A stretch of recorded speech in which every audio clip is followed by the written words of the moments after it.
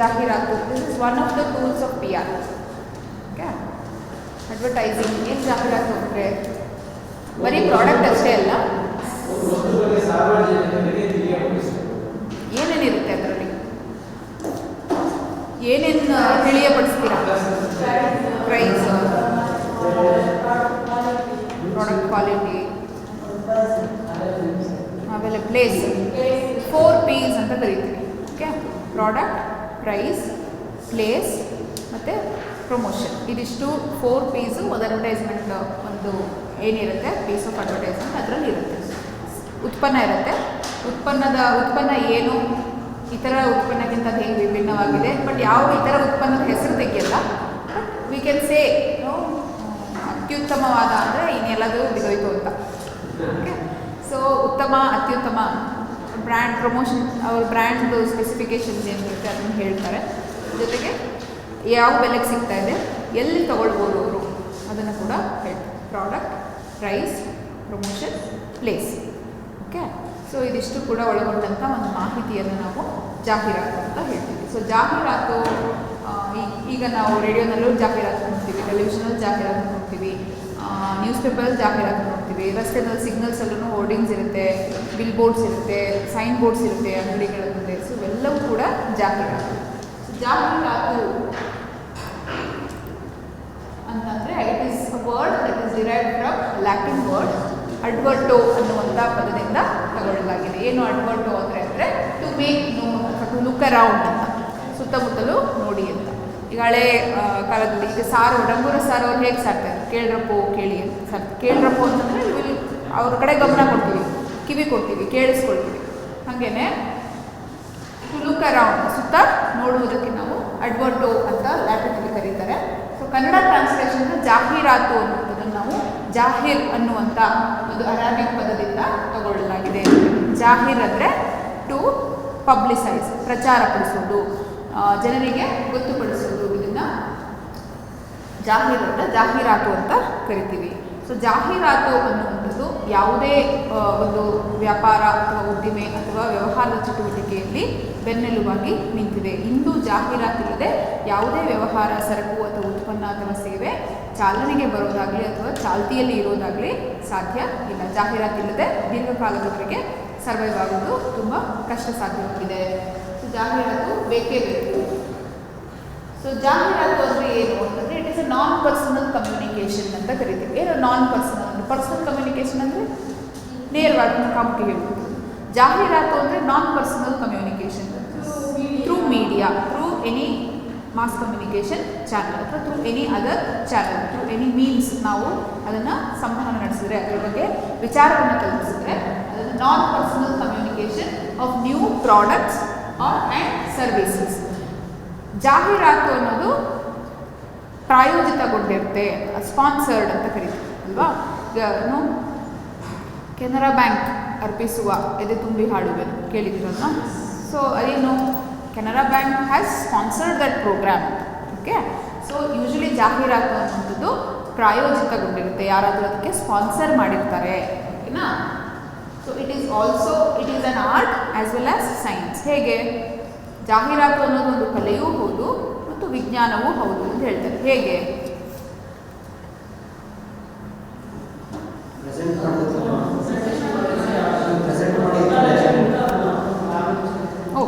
Okay, it is an art as well as science. So it is multidimensional ಅಂತ ಕರೀತಾರೆ. So mass communication medium use ಮಾಡುತ್ತೆ, powerful tool.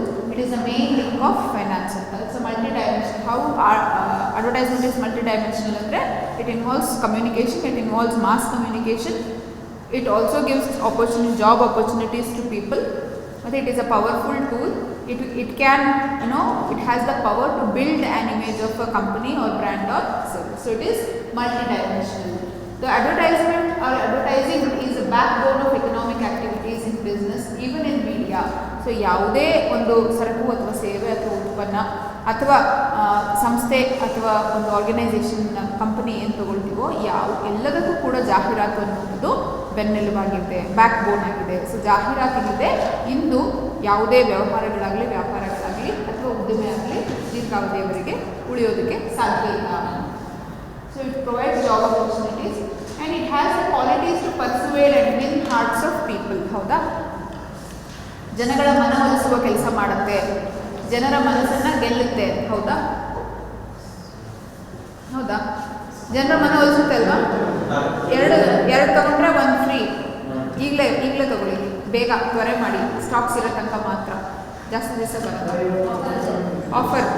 Offer valid till stocks last ಅಲ್ವಾ? So it persuades people.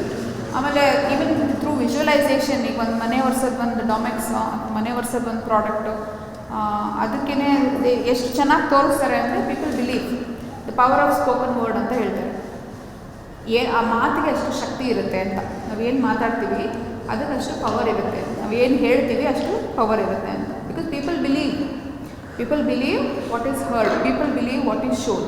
Okay, so it has the power to persuade people and win hearts of people.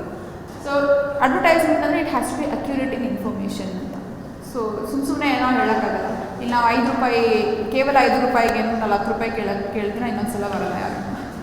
ಯಾರು ಅಷ್ಟೊಂದು risk ತಗೊಳ್ಳೋದು. Okay, ಏನಂದರೆ ಹೋಗಲ್ಲ ಅಷ್ಟೇ, ಬೇರೆದಿದೆಯಾ ಕೊಡಿ ಅಂತ ಅಲ್ಲೇ ಮುಗೀತು. ಸೊ ಏನಕ್ಕೆ ಅಷ್ಟೊಂದು ತಲೆ ಬಿಡಿಸ್ಕೊಳ್ತಾರೆ. So information should be accurate. ನೀವು ಏನು ಹೇಳ್ತೀರಾ, ಎಷ್ಟೊಂದು ವಿಷಯದಲ್ಲಿ ಎಷ್ಟೋ ವಿಷಯಗಳು ಹೇಳಿಲ್ಲ ಅಂತಂದರೆ ಏನು ಹೇಳ್ತೀರಾ ಅದು ಕರೆಕ್ಟಾಗಿರಬೇಕು. ಈಗ 10 ವಿಷಯದಲ್ಲಿ ಯು ವಿಲ್ ಸೇ 5 to 6, 5, 6 ನೀವು ಏನು ಹೇಳ್ತೀರಾ ಕರೆಕ್ಟ್ ಇರಬೇಕು, ಅಕ್ಯುರೇಟ್ ಇರಬೇಕು. ಸೊ ಸುಳ್ಳು ಹೇಳುವಂಥದ್ದು ಅಥವಾ ಹಿಂದೆ ಇರೋದು ಹೇಳುವಂಥದ್ದು ಆ ರೀತಿ ಆಗಬಾರ್ದು. So every advertisement has A jingle. Radio ಇರ್ಬೋದು ಅಥವಾ ಟೆಲಿವಿಷನ್ ಇರ್ಬೋದು, ಅಡ್ವರ್ಟೈಸ್ಮೆಂಟಿಗೆ ಒಂದು ಜಿಂಗಲ್ ಇರುತ್ತೆ. ಆ ಸೌಂಡ್ ಬಂದ ತಕ್ಷಣ, ಕೇಳಿಸ್ಕೊಂಡ ತಕ್ಷಣ ನಾವು ಹೇಳ್ತೀವಲ್ವ ಇದೇ ಬ್ರ್ಯಾಂಡ್ದು ಅಂತ.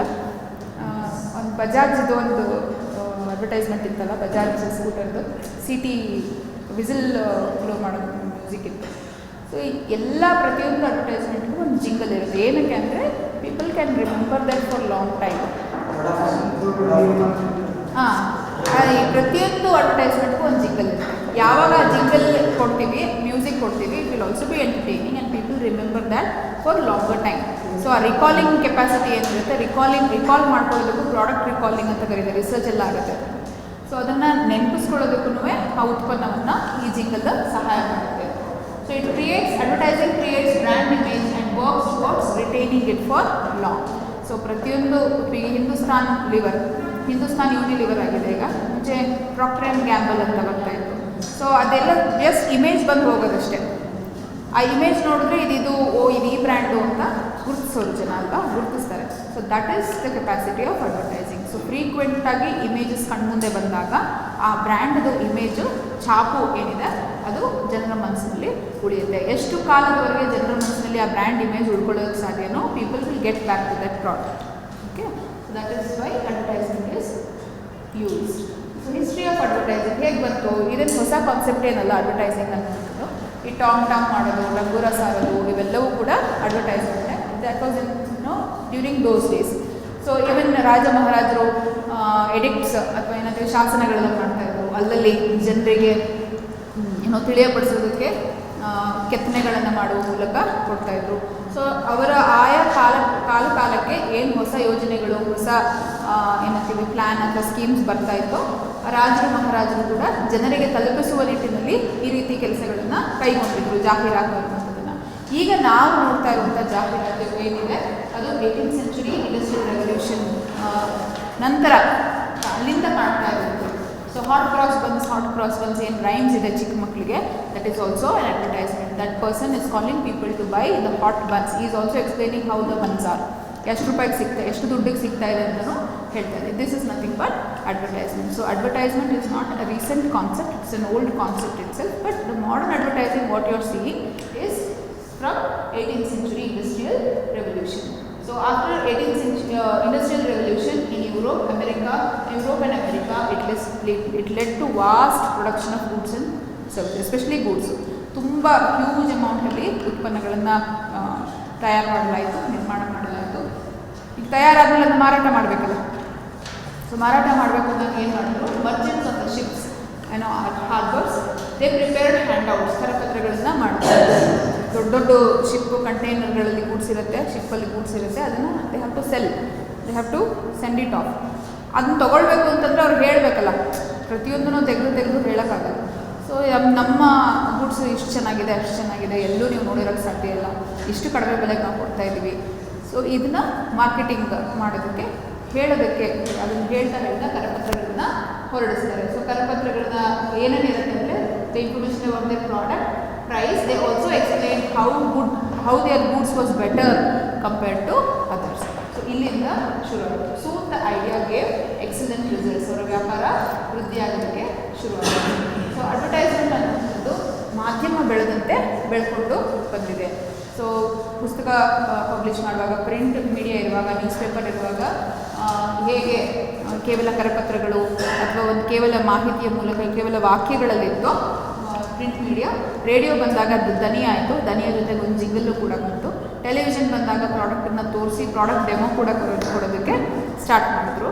ಅದಾದಮೇಲೆ ಇಂಟರ್ನೆಟ್ ಬಂದು, ಸೋಷಿಯಲ್ ಮೀಡಿಯಾ ಬಂತು, ಈಗ ಯೂಟ್ಯೂಬ್ಗೆ ಬಂದಿದೆ. ಸೊ ಮಾಧ್ಯಮ ಬೆಳೆದಂತೆ ಜಾಹೀರಾತು ಕೂಡ ಬೆಳೀತಾ ಬಂದಿದೆ. ಅಷ್ಟೇ ಅಲ್ಲದೆ ಹೋರ್ಡಿಂಗ್ಸು, ಬಿಲ್ ಬೋರ್ಡ್ಸು, ಸೈನ್ ಬೋರ್ಡ್ಸು, ಇವನ್ ಗೆರಿಲ್ಲಾ ಅಡ್ವರ್ಟೈಸಿಂಗ್ ಅನ್ನುವಂಥ ಒಂದು ಕಾನ್ಸೆಪ್ಟು, ಇವೆಲ್ಲವೂ ಕೂಡ ಕಾಲ ಕಳೆದಂತೆ ಹೊಸ ಹೊಸ ತಂತ್ರಜ್ಞಾನಗಳು ಬಂದಂತೆ ಅಥವಾ ಹೊಸ ಆಲೋಚನೆಗಳು ಕ್ರಿಯಾಶೀಲತೆ ಹೆಚ್ಚಿದಂತೆ ಅಥವಾ ಮನುಷ್ಯನಿಗೆ ಬಂದಂತೆ ಜಾಹೀರಾತು ಕೂಡ ಬೆಳ್ಕೊಂಡು ಬಂದಿದೆ. ಏನು ಅವಶ್ಯಕತೆ ಇದೆ ಜಾಹೀರಾತಿಗೆ? ಏನಕ್ಕೆ ಜಾಹೀರಾತು ಬೇಕು ಅಂತಂದರೆ, ಒಂದು ಮಾರ್ಕೆಟಿಂಗ್, ಸೇಲ್ಸ್ ಇಂಪ್ರೂವ್ ಮಾಡೋದಕ್ಕೆ ಮಾರ್ಕೆಟಿಂಗಿಗೋಸ್ಕರ, ಇನ್ನೊಂದು ಇಮೇಜ್ ಬಿಲ್ಡಿಂಗ್ ಅಥವಾ ಬ್ರ್ಯಾಂಡ್ ಬಿಲ್ಡಿಂಗ್ ಅಂತ ಹೇಳ್ತೀವಿ, ಒಂದು ವರ್ಚಸ್ಸು ಸ್ಥಾಪನೆ ಮಾಡೋದಕ್ಕೆ, ಒಂದು ಕಂಪನಿಯ ಅಥವಾ ಒಂದು ಉತ್ಪನ್ನದ ಅಥವಾ ಒಂದು ಸೇವೆಯ ವರ್ಚಸ್ಸನ್ನು ಸ್ಥಾಪನೆ ಮಾಡೋದಕ್ಕೆ ನಮಗೆ ಜಾಹೀರಾತು ಬೇಕು. ಬ್ರ್ಯಾಂಡಿಂಗ್ ಅಂತ ಕರಿತೀವಿ, ಮಾರ್ಕೆಟಿಂಗ್ ಅಂತ ಕರಿತೀವಿ. ಸೊ ಯಾವ ರೀತಿಯ ಅಡ್ವರ್ಟೈಸಿಂಗ್ ಇದೆ ಅಂದರೆ, types of advertising, commercial and non commercial advertising ಅಂತ ಕರಿತೀವಿ.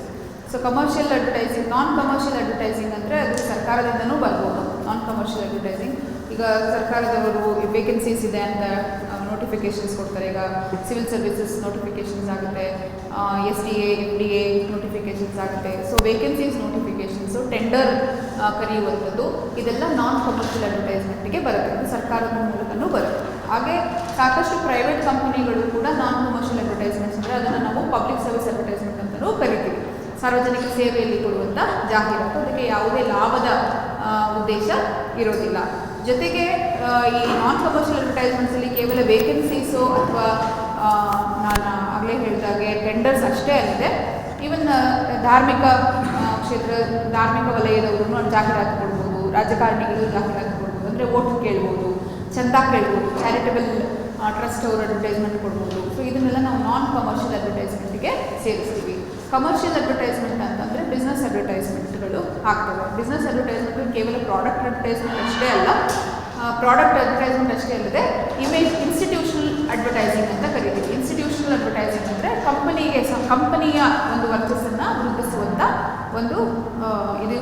ಈಗ ಕೆನರಾ ಬ್ಯಾಂಕ್ ಎದೆ ತುಂಬಿ ಹಾಡುವೇನು ಅಂತ ಹೇಳಿ, ಕೆನರಾ ಬ್ಯಾಂಕ್ ಎದೆ ತುಂಬಿ ಹಾಡುವೇನು ಅಂದರೆ ಹೆಸರು ಹೇಳ್ತಾರೆ, ಅದ್ರ ಲೋಗೋ ತೋರಿಸ್ತಾರೆ ಅಷ್ಟೇ ಅಲ್ವಾ. ಇಲ್ಲಿ ಅವರು ಎಲ್ಲರೂ ಈ ಅಕೌಂಟ್ ತೊಗೊಳ್ಳಿ, ಇಲ್ಲಿ FD ಇಡಿ, ಇದಕ್ಕೆ ಎಷ್ಟು % ಇಂಟ್ರೆಸ್ಟ್ ಬರುತ್ತೆ ಅಂತ ಹೇಳಿದ್ದಾರೆ, ಇಲ್ಲ. So it is institutional advertising. So ಒಂದು ಕಂಪನಿಯ ವರ್ಚಸ್ಸನ್ನು, ಒಂದು ಬ್ರ್ಯಾಂಡ್ ಇಮೇಜನ್ನು ಬಿಲ್ಡ್ ಮಾಡೋಕ್ಕೂ ಕೂಡ ನಾವು ಜಾಹೀರಾತನ್ನು ಬಳಸ್ತೀವಿ. ಅದನ್ನು ಇನ್ಸ್ಟಿಟ್ಯೂಷನಲ್ ಅಡ್ವರ್ಟೈಸಿಂಗ್ ಅಂತ ಕರಿತೀವಿ. ಇನ್ನೊಂದು ಪ್ರಾಡಕ್ಟ್ ಅಡ್ವರ್ಟೈಸಿಂಗ್, ಉತ್ಪನ್ನ ಜಾಹೀರಾತು ಅಂತ ಕರಿತೀವಿ. ಒಂದು ಏನು ಉತ್ಪನ್ನ ಇದೆ ಅಥವಾ ಸೇವೆ ಇದೆ ಅದನ್ನು ಜನರಿಗೆ ತಲುಪಿಸುವುದು. ಪಬ್ಲಿಕ್ ಸರ್ವಿಸ್ ಅಡ್ವರ್ಟೈಸಿಂಗ್ ಅಂದರೆ ಕ್ಲಾಸಿಫೈಡ್ ಆ್ಯಂಡ್ ಡಿಸ್ಪ್ಲೇ ಅಡ್ವರ್ಟೈಸಿಂಗ್ ಅಂತ ವರ್ಗೀಕರಿಸ್ತೀವಿ. ಕ್ಲಾಸಿಫೈಡ್ ಅಡ್ವರ್ಟೈಸಿಂಗ್ ಅಂದರೆ ನೋಡಿದಿರಲ್ಲ, ವರ ಬೇಕಾಗಿದ್ದಾರೆ, ವಧು ಬೇಕಾಗಿದ್ದಾರೆ, ನಾಯಿ ಕಳೆದೋಗಿದೆ, ಕೆಲಸಕ್ಕೆ ಬೇಕಾಗಿದ್ದಾರೆ, ಈ ರೀತಿ ಜಾಹೀರಾತುಗಳನ್ನು ವರ್ಗೀಕೃತ ಜಾಹೀರಾತು ಅಥವಾ ಕ್ಲಾಸಿಫೈಡ್ ಅಡ್ವರ್ಟೈಸ್ಮೆಂಟ್ ಅಂತ ಕರಿತೀವಿ. ಡಿಸ್ಪ್ಲೇ ಅಡ್ವರ್ಟೈಸ್ಮೆಂಟ್ಸ್ ನೀವೇನು ನೋಡ್ತೀರಾ, ನ್ಯೂಸ್ ಪೇಪರಲ್ಲಿ ನೋಡ್ತೀರಾ, ವಿತ್ ಫೋಟೋ ಬರುತ್ತೆ, ಅದನ್ನು ನಾವು ಡಿಸ್ಪ್ಲೇ ಅಡ್ವರ್ಟೈಸ್ಮೆಂಟ್ಸ್ ಅಂತ ಕರಿತೀವಿ. ಸೊ ಡಿಸ್ಪ್ಲೇ ಅಡ್ವರ್ಟೈಸ್ಮೆಂಟ್ಸು ಸರ್ಕಾರದ ಕಡೆಯಿಂದನೂ ಬರುತ್ತೆ, ಪ್ರೈವೇಟ್ ಆಗೂ ಆ್ಯಡ್ ಏಜೆನ್ಸಿಗಳನ್ನು ಕೂಡ ಬೇರೆ ಬೇರೆ ಕಂಪ್ನಿಗಳಿಗೆ, ಬ್ರ್ಯಾಂಡ್ಗಳಿಗೆ ಜಾಹೀರಾತನ್ನು ಮಾಡ್ತಾರೆ. ಕೋವರ್ಟ್ ಆರ್ ಹಿಡನ್ ಅಡ್ವರ್ಟೈಸಿಂಗ್ ಅಂತ ಕರಿತೀವಿ. ಈ ಹಿಡನ್ ಅಡ್ವರ್ಟೈಸಿಂಗ್ ಅಂದರೆ ಫಾರ್ ಎಕ್ಸಾಂಪಲ್, ಈಗ ಯಾವುದೇ ಒಂದು ಸಿನಿಮಾ ತಗೊಂಡಾಗ ನಾಯಕನ ಕೈಲಿ ಒಂದು ವಾಟರ್ ಬಾಟ್ಲ್ ಇರುತ್ತೆ, ಅದೊಂದು ಬ್ರ್ಯಾಂಡ್ ವಾಟರ್ ಬಾಟ್ಲ್, ಅಥವಾ ಮುಂದೆ ಒಂದು ಇಮೇಜ್ ಹಾಕಿದ್ದೀನಿ, ಅರ್ಥ ಆಗುತ್ತೆ ನಿಮಗೆ. ಸೊ ಇಂಡೈರೆಕ್ಟಾಗಿ ನೇರವಾಗಿ ಅವರು ನೀರು ತೊಗೊಂಡು ಕುಡೀರಿ ಅಂತ ಹೇಳಲ್ಲ, that is indirect advertising. So if a hero uses that bottle, his fans will also use that bottle. If a hero uses one product, the fans will also use that product. So indirect advertising. Yes. So ಇದು commercials ಅಂದರೆ product advertising ಟೆಲಿವಿಷನಲ್ಲಿ, ರೇಡಿಯೋನಲ್ಲಿ, news ಪೇಪರ್ಸಲ್ಲಿ, ಮ್ಯಾಗಝೀನಲ್ಲಿ, social media, internet ಎಲ್ಲ ಕಡೆ product advertisements ಬರುತ್ತೆ. ಯಾವ್ಯಾವ ಕಲರ್ಸಲ್ಲಿದೆ? Public service advertisements, wear helmet, don't talk while he drives, stop killing for fun. Okay, so this is public service advertisements. ಇದನ್ನು ವರ್ಗೀಕೃತ ಜಾಹೀರಾತು ಅಂತ ಕರಿತೀವಿ, ಕ್ಲಾಸಿಫೈಡ್ ಅಡ್ವರ್ಟೈಸ್ಮೆಂಟ್ಸ್.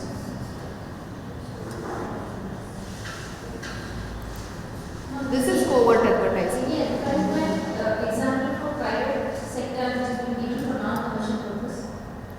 ತೋರಿಸೋದಲ್ಲ ವೇರ್ ಹೆಲ್ಮೆಟ್, ಅದೆಲ್ಲ ಪ್ರೈವೇಟ್ ಕಂಪ್ನಿಯವ್ರು ಕೊಟ್ಟಿರೋದೆ. So covert advertisements, there is Bonvita in front of Hrithik Roshan. This is a still from the movie Krish. In the same movie, Rekha also uses Tide detergent powder. So this is indirect advertising. Covert advertising. Yeah, there are also new trends in advertising. The guerrilla advertising. This is a zoo advertising.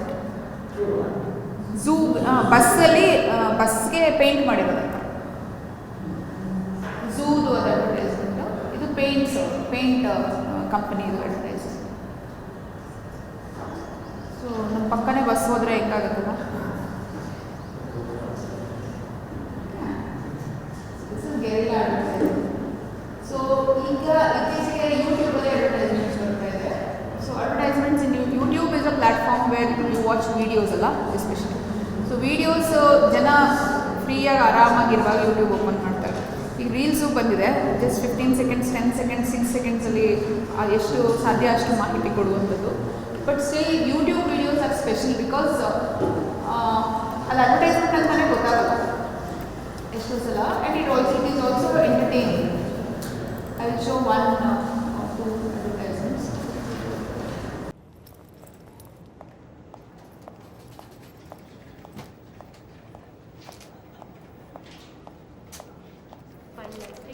Sure. Yeah. They need something around. You remember the Kiara Cookie wedding, guys? I'll ask my team for the best candies in the game. You are next. So just have a seat. Here you go. Thank you.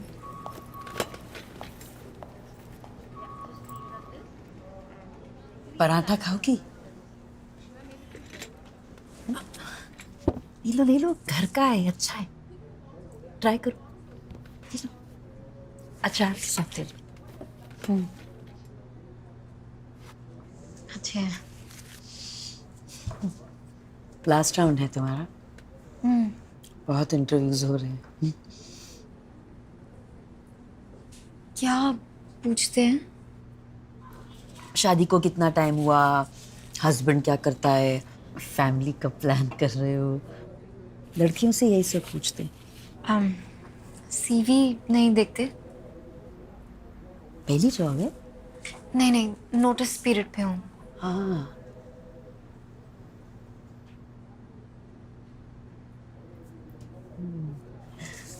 First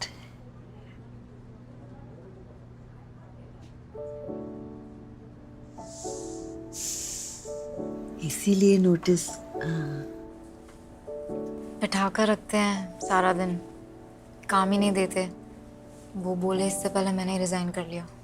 बताना नहीं था ना. पता तो चल ही जाता है. इसको क्या बोलोगी? नहीं बताऊं? बाद में बता.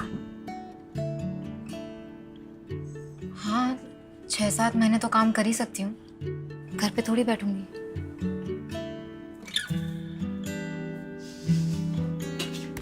ये दिवाली गिफ्ट. मैं एक और ले लूंगी. नहीं. तो ना हो जाएगा. Thank you. मुझे जाना. Excuse me.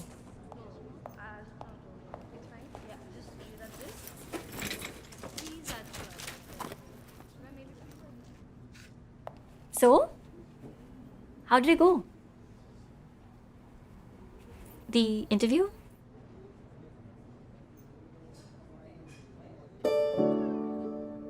Just give me a minute. टूटा सा धागा ये लम्हों में पिरोने दे, रूठना ना जिंदगी, जरा मुस्कुरा भी दे। खींचे डोर कोई, छूटे ना ये डोरी, दूरियां मिट जाने दे जिंदगी। आसमां है तेरा, फिक्र ना जरा सी, पंखों को परवाज दे जिंदगी। ಅಡ್ವರ್ಟೈಸ್ಮೆಂಟ್ ಅಂತ ಅನ್ಸಲ್ಲ, ಅಂದರೆ it is also entertaining and 4 minutes advertisement no other media can, no platform can give. So ಜನ ವಿಡಿಯೋ ನೋಡೋಕ್ಕಂತಲೇ ಕೂತಿರ್ತಾರೆ. This is one.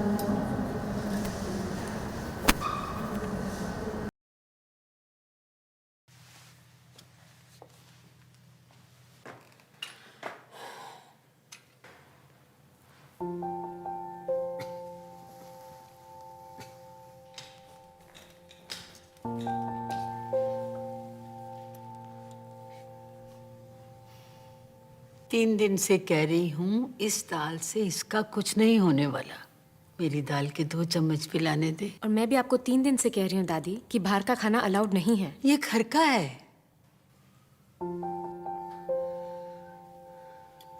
चलो मुंह खोलो।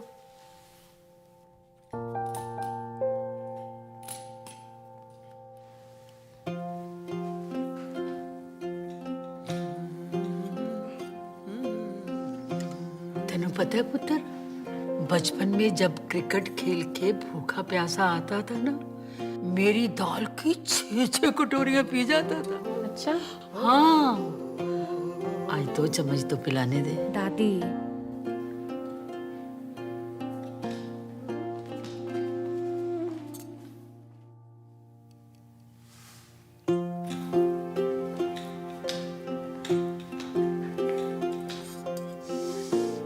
इतने दिन से कह रही हूँ मेरी दाल के 2 चम्मच पिलाने दे। ये बात तेरे पल्ले नहीं पड़ती? आपके पल्ले पड़ती है।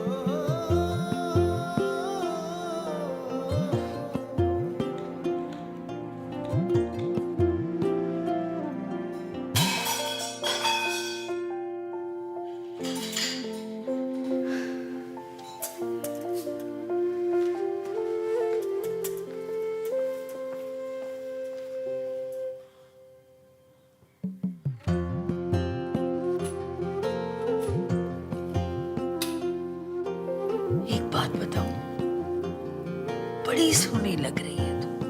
डॉक्टर को बुलाऊं? सिर्फ 2 चम्मच, प्रॉमिस। अच्छा चल, आई लव यू, बस। हद कर दी दादी, इतने दिन से समझा रही हूँ, आपको बात समझ में नहीं आती।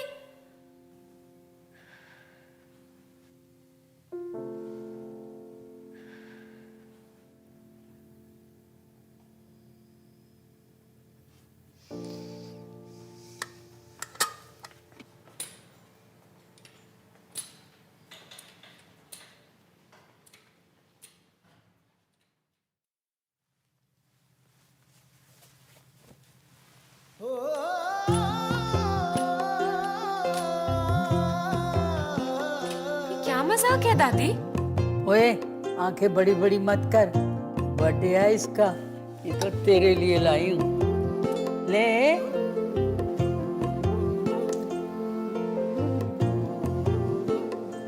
और वो अब वो दादी,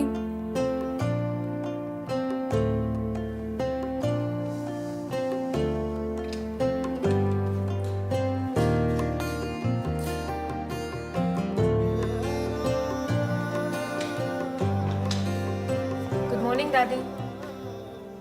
गुड मॉर्निंग। पुत्र, 2 चम्मच पिलाने दे। सिर्फ 2 चम्मच।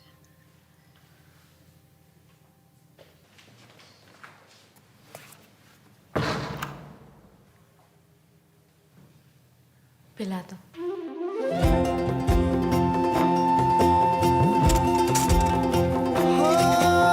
पूरा बचपन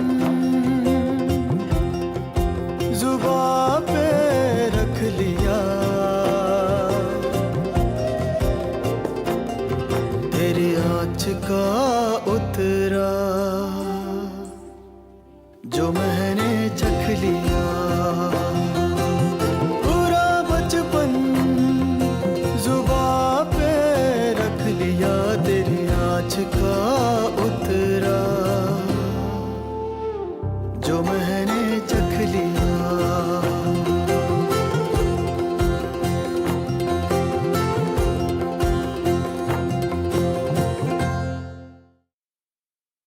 ಏಜೆನ್ಸೀಸ್ ಇದೆ ಗೊತ್ತಲ್ವಾ, ನನಗೆ ಆ್ಯಡ್ ಏಜೆನ್ಸೀಸ್ ಇರುತ್ತೆ. So different companies different companies approach advertisement agencies to create content ಈ ಥರ.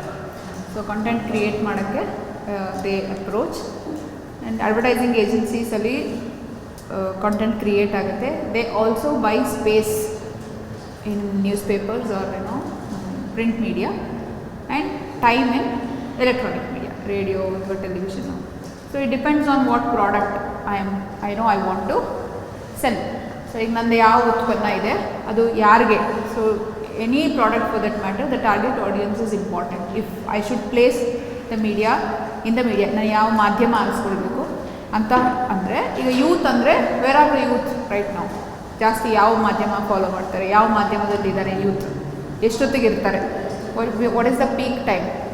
ಅಥವಾ ಟೆಲಿವಿಷನ್ ತೊಗೊಂಡ್ರೆ which is the most watched programme, ಅಲ್ಲಿ ನಾನು ಟಾರ್ಗೆಟ್ ಆಡಿಯನ್ಸ್ ಇದ್ದಾರಾ, ಈ ರಿಸರ್ಚ್ ಎಲ್ಲ ಆಗುತ್ತೆ. ಸೊ ಈ ಎಲ್ಲ ಕೆಲಸವನ್ನು ಆ್ಯಡ್ ಏಜೆನ್ಸೀಸು ಯಾವುದೇ ಒಂದು ಕಂಪನಿಗೆ ಅಥವಾ ಸರ್ಕ್ಗೆ ಮಾಡ್ತಾರೆ. So there are some established ad agencies, ಇಲ್ಲಿ ಕೆಲವು ಮಾತ್ರ ಹಾಕಿದ್ದೀವಿ. With their the products which they have worked. Mudra ಅಂತ ಒಂದು ಆ್ಯಡ್ ಏಜೆನ್ಸಿ ಇದೆ, ಅದು Aircel, Ashok Leyland, Asian Paints, Castrol, Cipla, Colgate, Cycle Pure agarbattis, Dabur, Emami, Future Group, Godrej, Hindustan Unilever, HP, Idea Cellular, Johnson and Johnson, Volkswagen, Wipro, ಈ ಬ್ರ್ಯಾಂಡ್ಗಳಿಗೆ ಅಡ್ವರ್ಟೈಸ್ಮೆಂಟ್ ಕ್ರಿಯೇಟ್ ಮಾಡಿ. ನೀವು ನೋಡಿರ್ತೀರ ಎಷ್ಟೊಂದು ಅಡ್ವರ್ಟೈಸ್ಮೆಂಟ್ಸ್ ಟೆಲಿವಿಷನಲ್ಲಿ, ನ್ಯೂಸ್ ಪೇಪರಲ್ಲಿ, ಮ್ಯಾಗಝಿನ್ಸಲ್ಲಿ. Ogilvy and Mather, they have worked for IBM, American Express, Dove, Nationwide, Tiffany and Company, UPS, IKEA, IKEA, Coke Zero, Philips and NASCAR. ಮತ್ತು FCB Ulka advertising limited, Amul, Horlicks, Indian Oil, Rooh Afza, ITC, Times of India, Whirlpool, Tata, Kohinoor Basmati, Vande Bharat, etc. So there are many ad agencies in India working in partner with foreign companies also. So these are some examples which have worked for different products and brands.